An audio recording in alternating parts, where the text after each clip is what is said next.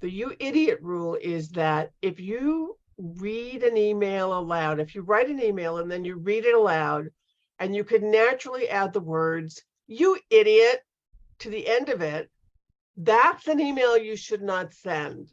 Welcome to Your Intended Message, the perfect place for leaders and promising professionals who want to convey the intended message for greater success. Every week, we interview experts who address the challenges and best practices to deliver your message effectively. That might be one-to-one, one-to-few, or one-to-many. And perhaps the most important conversation, one-to-self. I'm your host, George Torok. My guest today is Liz Danziger. Here's 3 facts that I think you should know about Liz. 1, as a writer, she is the author of 4 books published by major publishers, including the business writing guide, Get to the Point, which was originally published by Random House. She's also a columnist on Inc.com. 2, as a trainer and coach, she has decades of experience in preparing teams to write clearly and confidently. Her clients include both major corporations such as Holland America, Airgas, Coldwell Banker Commercial, and small businesses. And the 3rd point, her goal is to empower people to wield the power of words to create success. Liz Danziger, welcome to Your Intended Message. Thank you so much. It's a pleasure and an honor to be here.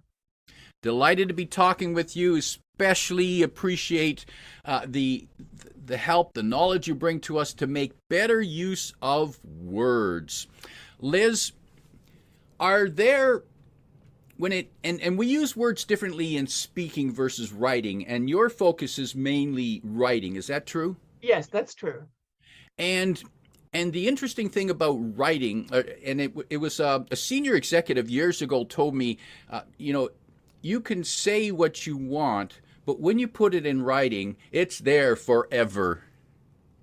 So true. All discoverable by lots of high-priced attorneys. Which could be a problem for some people, no question. Liz, are there common mistakes that right off the bat you could say, okay, stop doing this, this, and this, and people's writing will dramatically improve? Yes. One thing is that they could know their purpose before they start and know their point before they start. My view is that most writing problems happen before a person starts to write. They happen in the thinking phase when people don't think about their purpose. And that's why I'm so pleased to be on this podcast, Your Intended Message, because that's exactly what the Work Talk trainings are about, is having people be clear on their intentions and then target their readers. And so the first thing is to know your purpose and your point. The second thing would be to think about your reader. It astonishes me sometimes how people will just sit down and they're just tappity, tappity, tap, but they're writing away. And then if I stop them in coaching or in training and I ask them, so what do you think your reader's interested in? And they're like, oh, that's an interesting question. So they need to think about the reader and they need to use clear language. And the last thing I will say is people have to reread before they send. It's a common error that people just tappity tap and send without proofreading, and they live to bear the consequences. And Liz, read before you send to find the typos or to understand the tone? That's an outstanding question. And the answer is, of course, you have to do both. You have to make sure that you haven't disclosed anything you shouldn't disclose. You have to use your judgment and make sure that what you're saying is appropriate to be put in an email, which will last forever until the fall of Western civilization. It will be around forever. And check your tone. And I just wrote a column for Inc.com about writing toxic emails, and I talk about the you idiot rule.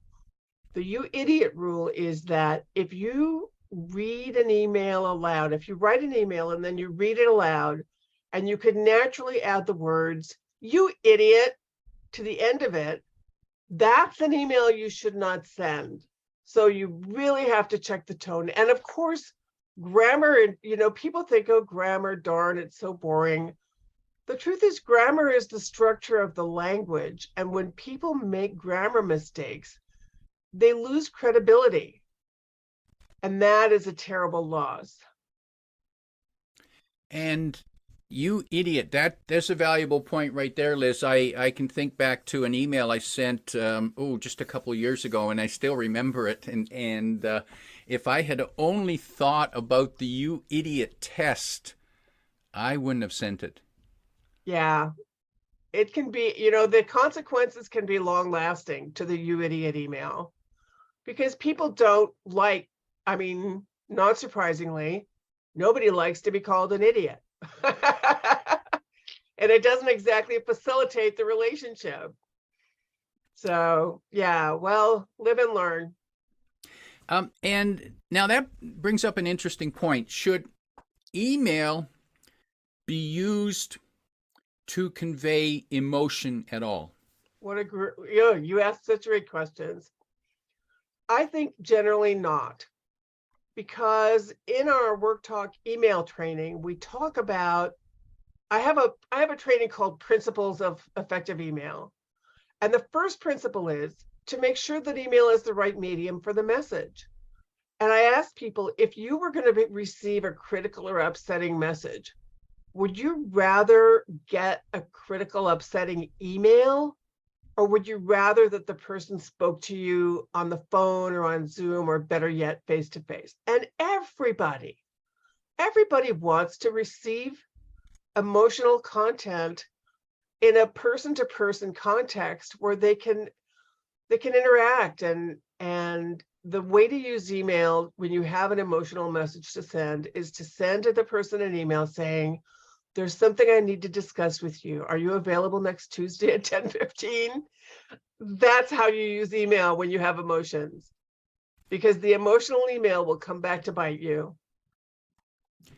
And I can think of some of the events in the news where companies have fired people over email. You can be escorted from the premises that day that you send an email that's considered bullying or harassing or going against a protected class. Literally that day, your career can be over. It's terrifying. But people, I think one of the interesting things about email is that it feels so private when you're writing it. Just me and my computer, me and my cubicle, me at my desk, tapping out my message. It feels like it's just me and the person. But they don't realize that email is the most public form of communication. And people forget that their employer owns their inbox. So their employer can read any email they send at work. And that's another valuable reminder, Liz, because it's so easy to get trapped into thinking, oh, this is just a private email. I'm just sending it just to them. Who else is going to see it? But the reality is the whole world could see it at some point. You just have to read the newspapers to see. It's on the front page almost every day, according to emails uncovered by the Wall Street Journal, according to emails uncovered by the New York Times. And there go all the dirty secrets on the front page of the newspaper. So bottom line is, if it's confidential, unless you really need a paper trail, and sometimes you do need a paper trail for human resources purposes, I get that. But unless you really want to create a paper trail, then I would say don't do it. Like, for example, I'm coaching someone now that the employee, she has a new manager, and the manager asked for me to coach the employee because she said the person can't write. She can't write. And I looked at a writing sample, and I think the woman can write, but she's a marketer and she's just not good at persuading. She's good at writing, but she's not good at persuading. So a fellow consultant told me, and I talked to the person I was coaching and asked her, how does she feel when her boss tells her to write? She said, I feel defeated, demoralized, rejected. I'm sure I'm going to fail again. And it was pointed out to me that this person could file a hostile workplace lawsuit if she were so inclined. Now, I have to convey that to my client because that's my job. But I'm saving that little nugget for when we're on a face-to-face call. I'm not mentioning lawsuits. I'm not mentioning anything about that. Because if there is a lawsuit and I emailed it, then there it goes into discovery. So you just have to be very judicious and be careful what you email. So a good test for what to put in email might be, if this was ever presented as evidence, how would it be perceived? I love it. You're getting right into the core of what I teach. Because what I tell people is emails are public documents. And I mean, I have a slide that says, if you would be willing, ask yourself, would I be willing to see this email on the front of the New York Times? Would I be willing to see this email and a beautiful PowerPoint in a courtroom? If you would not be, I have a friend whose mother told him to always live his life as if whatever he did was going to be reported on the front page of the New York Times. Very wise advice. And it's true. If you wouldn't be happy seeing your email in court, just don't send it. So I'm guessing what is okay to put in the email?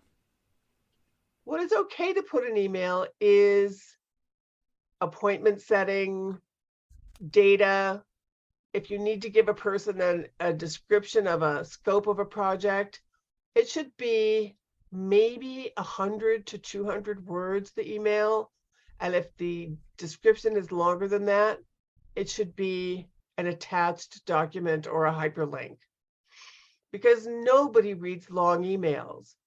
So if you have more than basically one screen's worth of bullet points to put in, or you need to have a lot of detail to explain the bullet points, don't put the whole explanation, don't put the whole 9 yards into the email, because nobody will read it. You can do it, but the question is, and this is what we talk about in our trainings, is that every communication has 3 elements. There's the sender, the message, and the receiver. I'm sure you've spoken about that in many podcasts.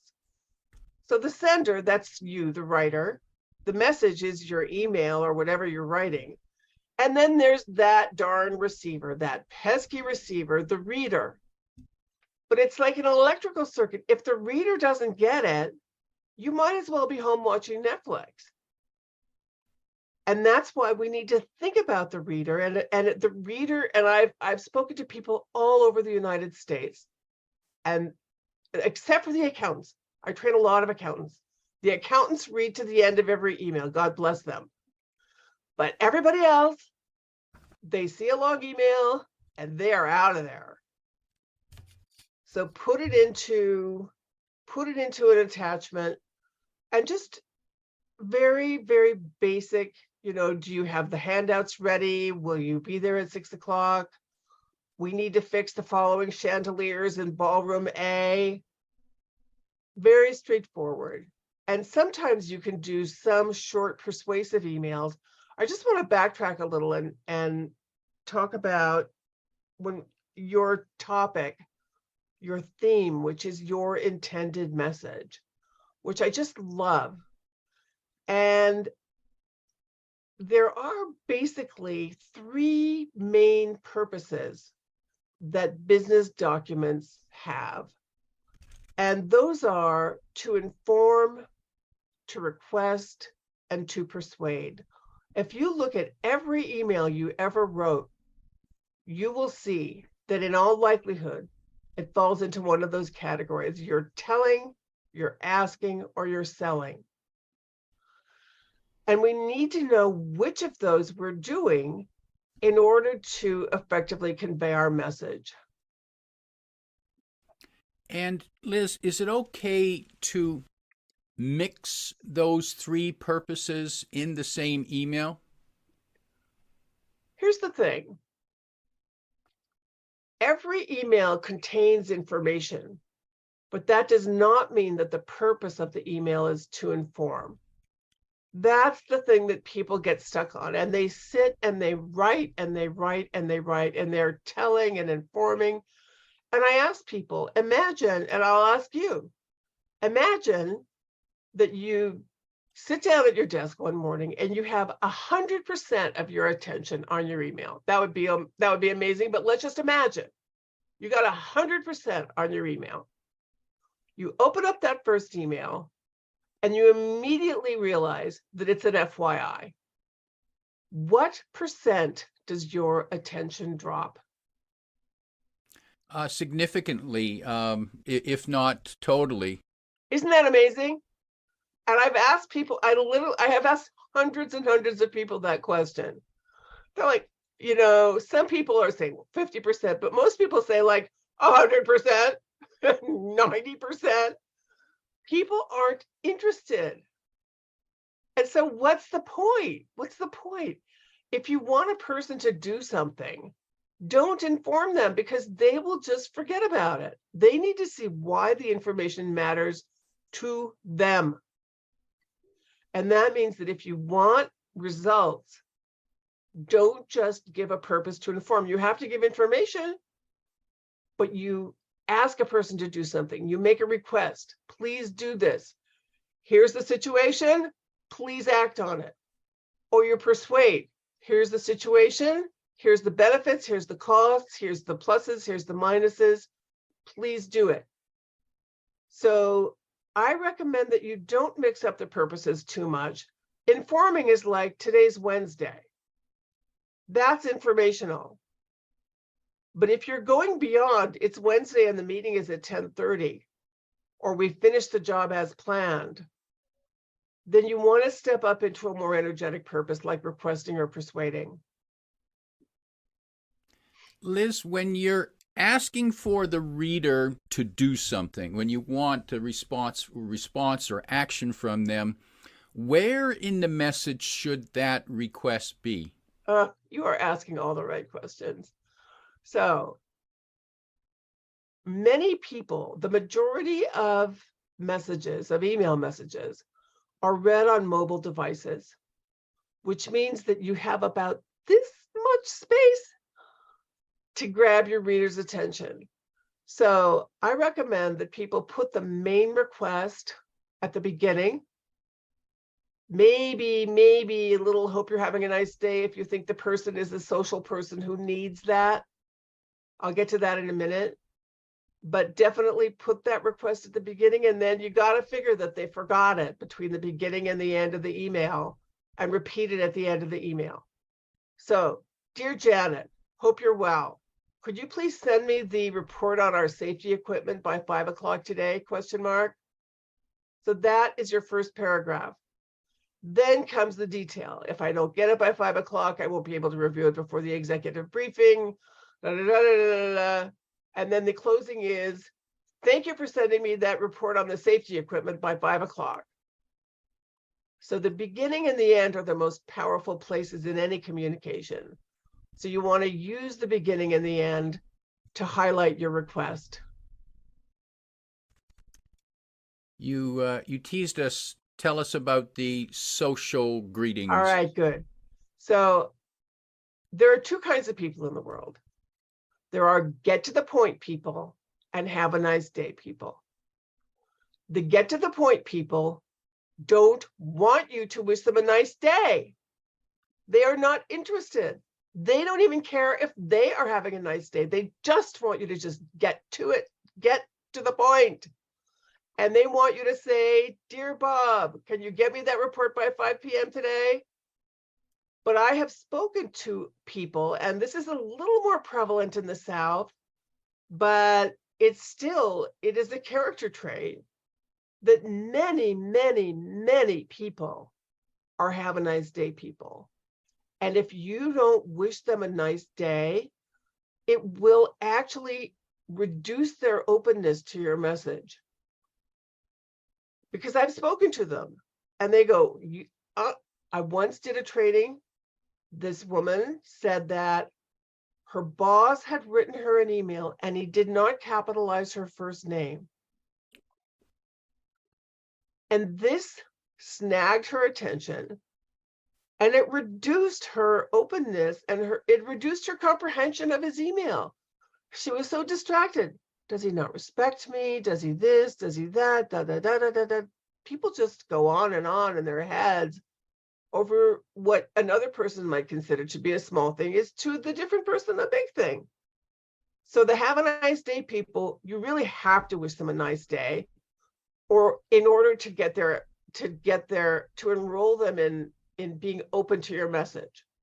So you have to match, like if the other person is sending you emails that are basically get to the point emails, then don't write back to them and wish them a nice day. Usually executives, business owners, very busy people tend to be get to the point people. Even if they were have a nice day people when they were younger, you get to a higher level and you become a get to the point person because you just don't have time. So if you're writing to a top person, unless you know that they are a have a nice day person, assume that they're a get to the point person and just shoot off your request, shoot off your main point within the first 40 words. In the first 40 words, you can still say have a nice day and get your point in there, but get it right off the bat. So that's what I was talking about, is the get to the point people and the have a nice day people. Liz, would it be safe then, if you don't know what the style of the person's personality, to just put the have a nice day in the close?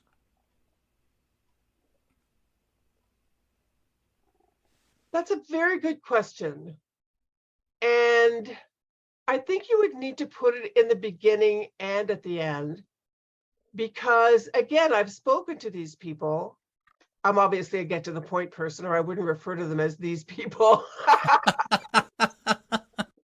It's okay. This isn't in writing. Excuse me. I've spoken to people who take this seriously. And if you want their brains and minds and hearts to be open to the content of your email, you have to disarm them by greeting them politely at the beginning. And then you can always, with everyone, you can say, thanks for your help, thanks. And there is, by the way, measurably a greater response to emails that contain thanks. So I often will start an email, thanks for your email, thanks for your attention, thanks for your patience. Because once you thank a person, you've got their attention. They go, oh, wow. It's like giving a person a gift when you thank them. And due to what we have the book Influence by, I forgot his name. Robert Cialdini? Right, Robert Cialdini. Thank you. Robert Cialdini talks about that the first principle of persuasion and influence is the principle of reciprocity. That if I give you something, you want to give me something to even us out. So it's a very subtle thing. It's very, very subtle. But giving a person thanks is a way of giving them a gift. And they will want to respond. It will stimulate them to respond by wanting to give you their attention, by wanting to do something for you. So it's kind of interesting. It's very, thanking people is one of the most valuable things you'll do all day. True. Yes, we've been taught that by our parents, and that's a good lesson to remember, to thank people. And it's curious you meant, and yes, I'm a to the point person. I get annoyed by people who start a message with, "Hi, how are you?" Like, you don't care how I am. Stop that nonsense. Right. And now I'm also reminded of I was talking to a company leader, and they were having a problem with a supplier, and the wording, the original draft of a message they were going to send in a letter was using the words, we're frustrated with your service. Now, I thought that's not a good way to start. What's wrong with that? Well, they started with that, dear so and so, we're frustrated with your service. I would have to know more about the context and how many times they had communicated their frustration in a different form. You know, if this was the first time they're letting them know that they're frustrated, then I might say that's a little harsh. If this is the fourth time and they've had multiple conversations and they have spoken to different people in the organization and this is a long-standing problem, then maybe it would be appropriate. But those are big guns. And I think that, again, it goes back to sender, message, receiver. Like, how is the receiver going to respond? So if you get an email, if you get a letter that says, "Dear George, we're frustrated with your service," you know, what emotions is that trigger in you? Fear, defensiveness, anger. You can't talk like that to me.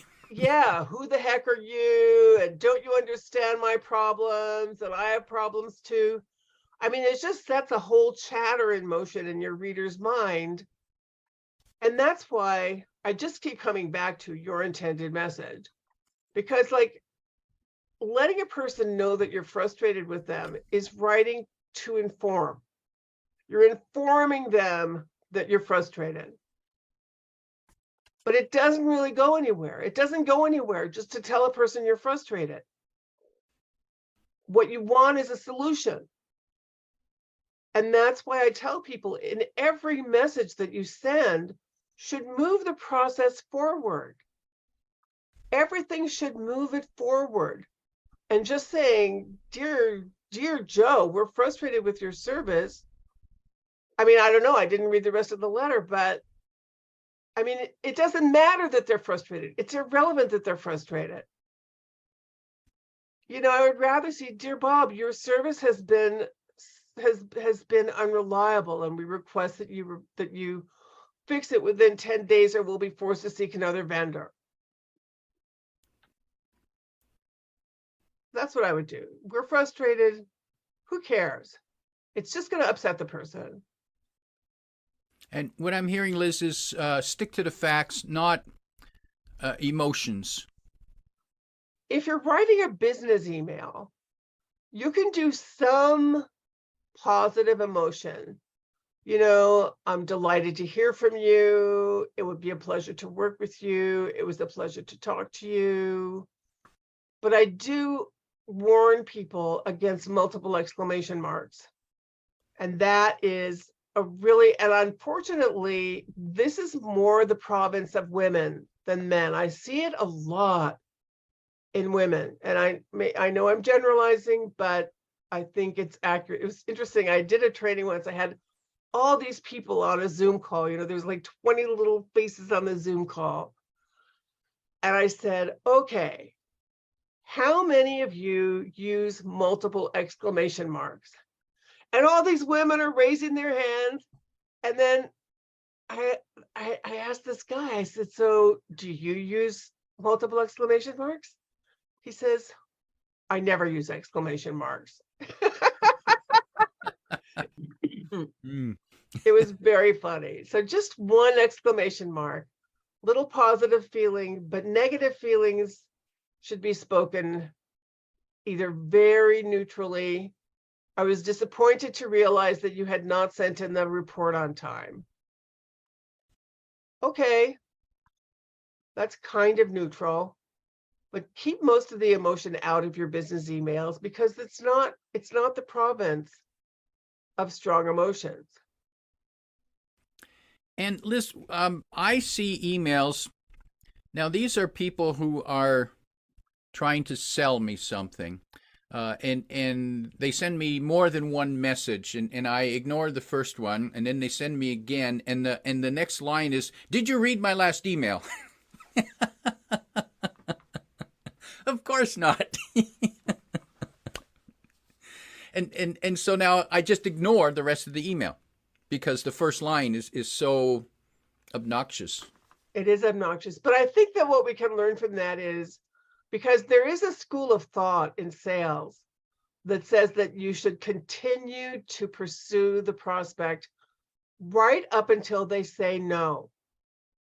That is a philosophy of some people in sales. Like, I'm going to keep trying until you actually tell me no. So you could save yourself those repeat emails by just writing back to the first one, "Sorry, not interested." And then hopefully they won't send you any more emails. I mean, if they do, then that's obnoxious, really obnoxious. But just going beyond email, I think that in all our writing, we need to think about our purpose, our reader, and our main point. And I teach a tool, which is a life-changing tool, called the 3 Ps. The 3 Ps are purpose, person, and point. And I advise people before any major communication, written or spoken, that they think about these 3 things first. What is my purpose? Am I informing, requesting, persuading? What person will enable me to achieve my purpose? And we talk about the person's hot buttons. What do they care about? What makes their hearts go pitter-pat? What are they wondering? What are they asking themselves? And then you have to know your point before you start. Otherwise, you're going to be dragging it out and dragging your reader along with you while you go through your whole convoluted mental process of finding your point. And that is not right. It's the writer's job to know the point before they start. So purpose, person, and point goes beyond email to really anything that a person writes. Purpose, person, and point. Worth remembering. Liz, if people would like to learn more about better writing and how you can help them, where can they find you? I am at worktalk.com, worktalk.com. And if you go to the home page, you can sign up for Writeman's monthly writing tips, and they're fun to read, they're short, they're really useful. So sign up for Writeman's writing tips and you'll get a nugget of value every month. I'm also offering a half-hour free consultation to anyone who listens to this or sees this podcast. And I think that the information will be on the website. So Yes. if you would like to discuss some issue in communication in your company, just reach out and set a time and we'll talk. There you are, to arrange a half hour with Liz to help deal with your communication questions and challenges, or to get a hold of her monthly tips, the Writemans. You can find those links in the description below.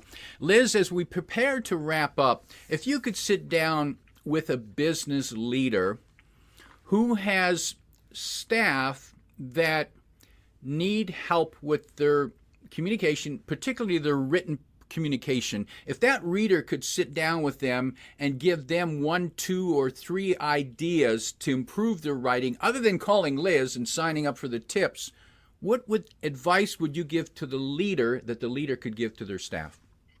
I would say, number 1, know your point before you start.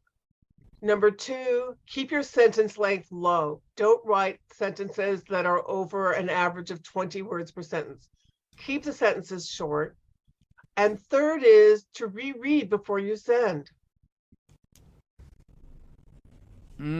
Powerful, powerful, especially the part about rereading, because rereading, should that happen right then, or do we park it and come back to it an hour later?